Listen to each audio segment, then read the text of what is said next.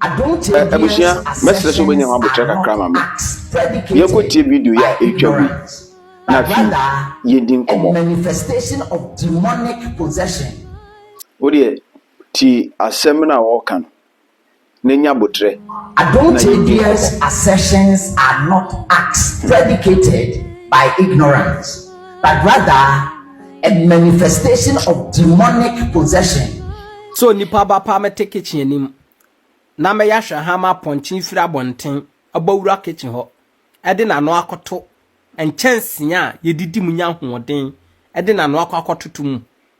Me makwan. Ene me di ababe janche no. Na watie mu me watie ase se fa kwa nipa edidie no aponche enye ho no wadidi bia. It's a portrait of biblical false prophets, a thief, a robber, and a murderer, and also a destroyer. Ye wagana asofo ni bia mukasatia Steven Adom Chedua ye tie mo no mukasa ne munyina so a mode kasatia papa na wahu ye tie mo kasa na ase ye wo mu na otwemienu nie. It's a portrait of biblical false prophets, a thief, a robber, and a murderer, and also a destroyer. Akoya ye fra ni Emmanuel Boatin e fra ne ho sa wa ye sofo wat Bible school ono no e training krofo so mo ya sofo ehu ne ho se ono no ye Kristo ni e ye nyamidwuma o se de ogina ho no onhwe yi na wanhwe ase Ghana sofo bia ni ho a onim nyansa a obetumi akasatia Steven Adom Chedua da ebi ni ho Nicodemus ye nyansa ninti wontumi ankasa ntia Yesu Kristo. Yesu Kristo kan se falasifo nkwasiafo a wonim nyansa no saafo na tumi kasatia Yesu Kristo. Efiri na ko unsa sofo bi kasatia Steven Adom Chedua huno se wonka nyansafo ho. Sa sofo ya ye friend Emmanuel Boatin ekasa edi yam papa Steven Adom Chedua tem ekan sama sabe ensam fata so ye wudini oye kromfo ensam bebre oye anti-class adanya onti ase se Steven Adom Chedua kase onipa biara ni ho a ubetumi akọ Yesu Kristo nchen gise wonam nanom asem so en sofu we anti-kasa kasa yi ase sabe na dwene ewo fem enti di opeso ya na se omra meka santia no Yesu kasa ya na falasifo antiase ya no falasifo nkwasiafo na kasa tia no Nicodemus oye nyansani no otwembe no kopenchire mu yenhia Steven Adom Chedua yemu bi na ye asofo Nora hoate yemu bi na ye preach yesua Bible anya asofo mu nko na musua Bible he Proverbs kan sembi wose se enipa du etu agina nasa enkono adwene kobe nkuro mu Abusia memo akwaba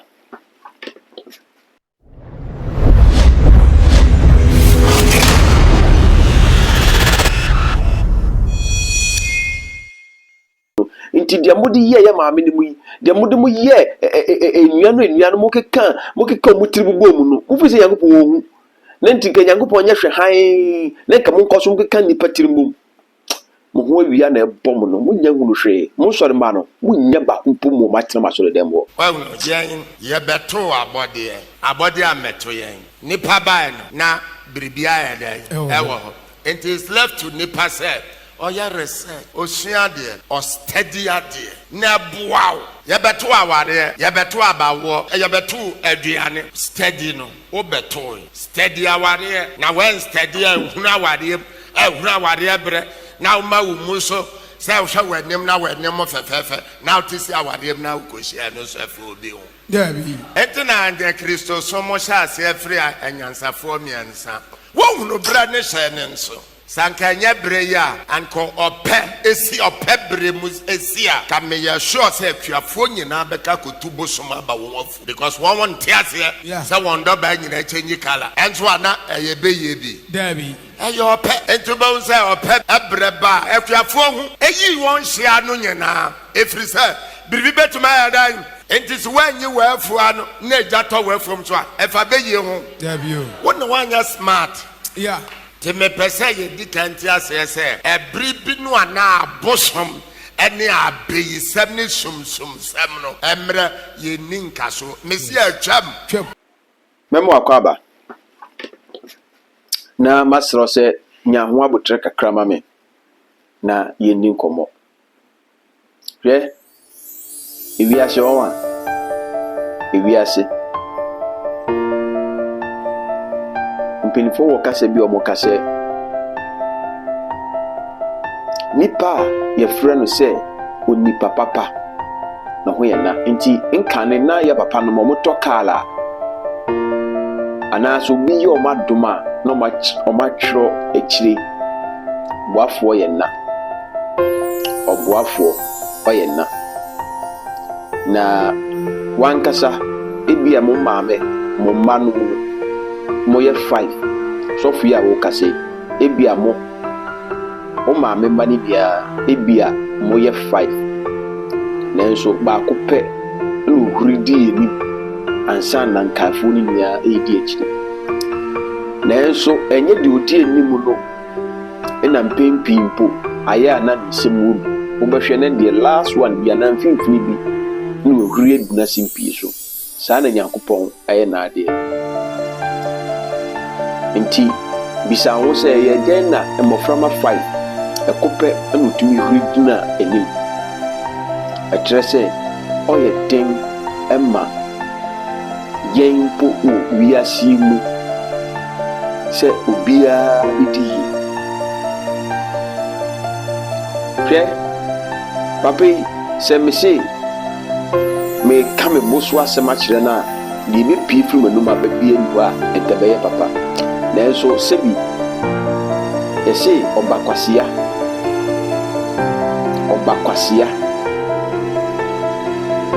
na wɔya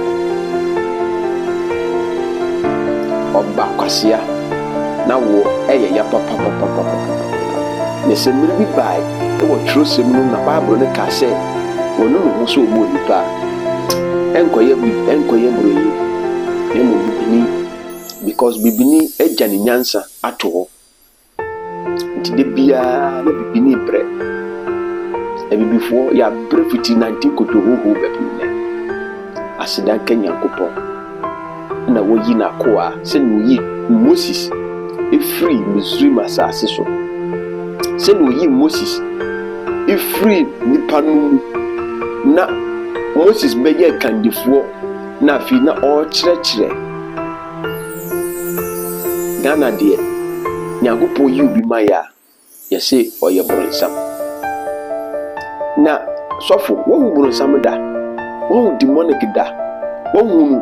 kyɛ sɛ nipa paa deɛ nipa no mu bi mu paa deɛ especially bibini black man adwene ne nyɛ na mani turu Jonas yɛ adwene wɔse bibini so yɛ nipa nanso Ghana ɛne bibiman emu nipa no bi mu deɛ me Kenya me so no korɛ ɔmo nyɛ nipa wei sɛ ɔyɛ sɔfo wei ɔso ɔyɛ sɔfo a ɔno ne sɔfo dwuma ne sɛ ɔmfo bi mesi ne pɔpete so na ɔndɛm no adɔfo no mo a yɛ a moba me comment section ase na mo gyae sɛ mo gyi fɛ ne papa no me ka no kora sɛ makyerɛ tie me sɛ Peter ɛna Paul ɛna John ɛna Mark ɛna Andrews so mo nya kyitaafoɔ mo bɔ gyinae mo ti gyinae mo di mo gyi a nke bi a mo tumi wie mo dwuma nanso hwɛ deɛ kwan a yɛfa so yɛ de yɛ ɔmo anyi ɔkasamafo ɔmo anyi obi a na ɔmo akyi me ka no kora sɛ makyerɛ wate asfa sɛ ase wie so me no wie no wohia me ɛna wo so wohia me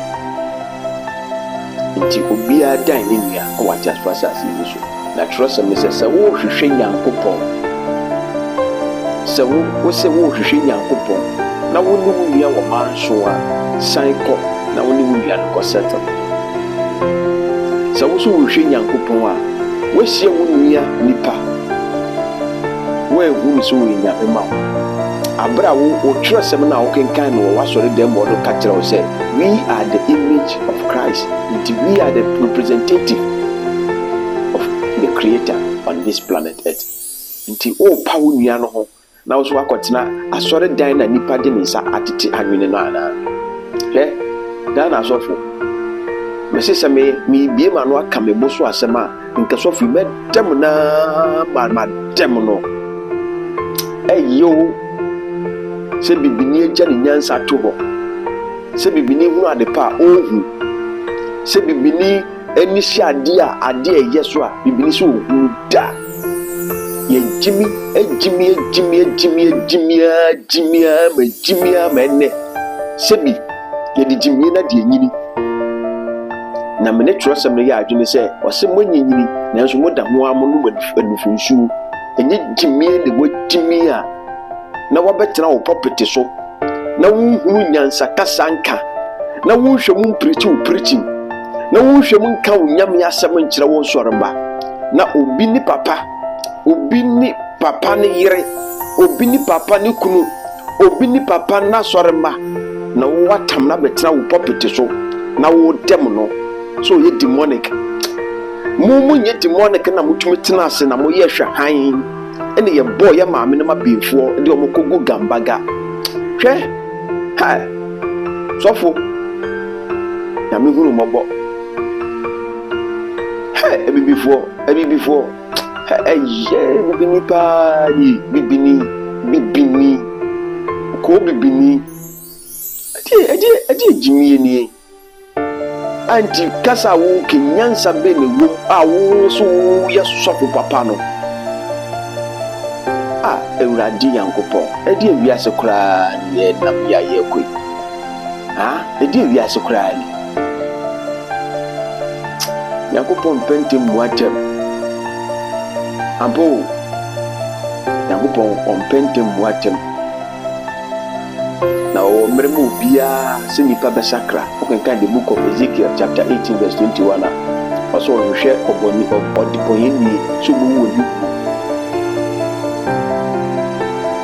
Nyame hu ni amako. Nyame hu Ghana. Mu kure bifo ni amako. Nyame ni amako. Na bibini die. Se mbiri bi bae e ma wo ka se wonu hu so wo bo nipa dasani a. Anko eburo bibini ejimi. Na bibini ejimi. Bibini mu ejimi. No mu ejimi. Ejimi bio. Ewiase senke ma wunyansa kan kira wo se wo hye wo nwe nipa wonti bibiase a wo de hwan Bible say do not condemn na susukuru abususu eno na be ba wo so hwe mo asofo amasore tia papa sem na dum twinia bo wiye anya hwe until some besesa me na meka kira mo samo wano a mutumi de dem obi a meka no class ma kira mo asofo amasore a mo kutia papa sebe na dum twedi ni dam yedwuma o ye no me ka no krase ma kire mo wiye enye hwe onto se mo besesa musu in the mobile adai ade pa na mo je free papa yi ho ade na mo je free papa yi ho na mo ka no kra no ene dom no ba na eboma na fe bi se mi fu se Nyankopɔn wa obo so no ba ati asfasa azisu no nti de mode ye maame ne mu de mode mu ye enuano mo keka mutiri bubo mu no ku fu se Nyankopɔn wo hu na nti ke Nyankopɔn nya hwe han na ka mo nkoso keka ni patiri mu mo ho awia na ebom no mo nya hu hwe mo sori ma no mo nya ba mpo mo ma tena so de mo bia be dwane firi ma so de mo 2025 nko ne wi ye nsori pi be gu Ghana asofo no mo akohwifo adamramafo a mo se mo mpa de pa mo so no ebe gu one by one mo so ni ya be crash one by one obi ani wo betena mo na ase enti Nyankopɔn tumi nya wanwa dwuma bi Nyankopɔn tumi nsa obi yare bi Nyankopɔn tumi nam na no kasa so eman senkyereni si bi and nsɛnkyerɛnne kakra na mo hunu ɔyɛ demonic. Enyuma papa yɛ no ɔyɛ demonic. Ewiase na nyɛ demonic korɔ no ho ɔde papa o. Saa demonic no ɛnea mɛkɔ akɔhwɛ saa demonic n'akyiri kwan na masom saa demonic no. Sɛ saa demonic no wɔ ahoɔden wɔ tumi wotumi yɛ nsɛnkyerɛnne ɛboro so ɛboro adwene ne ntiase so ma doctors koraa aburokyirifoɔ koraa adwene wɔ mo ntiase a saa demonic no ɛne Christian Council for mo kɔhwehwɛ saa demonic no na mo nkɔsom no na mo ngyae azane nkontompo no a mote mo nsɔ no deɛ mo di no akɔhyifoɔ asɔfoɔ Ghana asɔfoɔ ho a Ghana asɔfoɔ mo ho awie a ɛnya mbɔ wie me say saa demonic no ɛwɔ ahoɔden wɔ nyansa ti saa ma ɔkasa ɛma akoma tɔ yam saa demonic no wɔ nyansa kasa ma ɔkasa ɛma nnua no mu ɛkoro yɛ bɔ mu ntam ɛna mo no a mo se mo som Christ no mo som Kristo no mo saa mo Nyankopɔn no ntumi anyɛ bibi papa bi ama mo wɔ Ghana hɔ na deɛ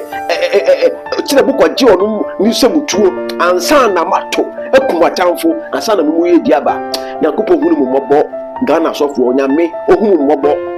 mo yɛ akɔhwifoɔ mo yɛ adadafoɔ sɔfo bi hwɛ no ho ne yabi a wade abɛtena hɔ Nyankopɔn hunu mmɔbɔ wate wo sɔfo nyame wo hunu mmɔbɔ ade na mo ma mo nyansa ya nti Nyankopɔn ade ato mo tirim yi mo nyusu ni kakra bibini Oh bibini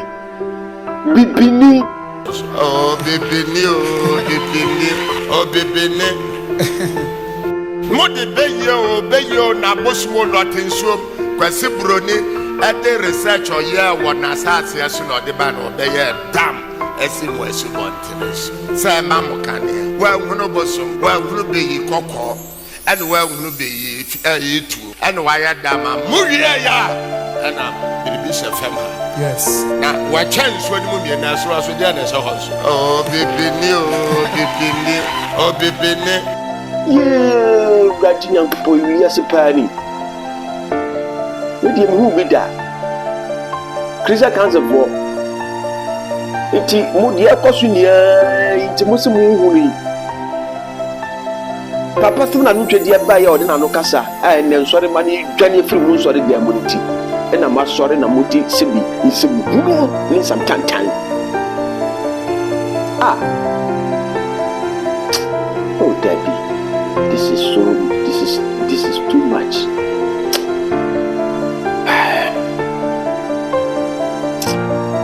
yo enti Nyankopɔn yi kwa nkroma ma ye bibini se yempe ni papa yempe obi oboboa ye Nyankopɔn beyi ekuku damnom ede ma ɔman Ghana ye hunu ɔmo anhye ɔmo nso kɔpem time ɔmo wi ne ɛbɛyɛ state barrier akɛseɛ nipa nwu na yɛbɛsunu nipa nwu ansa na yɛde flag ansa na yɛde flowers metiasi ya me ko metwetwetwetwi unye nipa baako fo koraa bo akasɛ ɔbɛyɛ ɔboa ana ɔbɛyɛ wadɔyɛ mingu sisi ya ejimifoɔ no bɛba bɛsa aba nkuro so aba kuro yi ase ne mu asɔfoɔ so abɛya ewufosom abɛgye ɔmo kɔlɛsi nipa wu no ɔhɔ no mo bɛgye ɔmo afɔlebɔ ɛnɛ Ghana asɔfofoɔ nipa wu no ne yɛde ɔfiri wu abesuo abɛyɛ ewufosom asan abɛgye wɔfrɛ mo Ghana munye ho hwe mo san sɔre no me se mo sɔre mani dia betwane firi ho na ase na sɛ wo so yɛ asɔre ba na wo te sa papa wi na sɔre dem wabrabɔ wo hwɛ ɔno ankasa no ya bia ɔde te hɔ na wo follower na yɛ se bibini abusua sɛ wadwene pɛfa comment section hɔ na wodi wa komachi a Ghana asɔfo die bɛm die wobɛkeka no anhwɛ a ɛnyɛ papa yɛwɔ nhyerɛ obi bia na yɛwɔ anka mo mede ma no kasa besia bye bye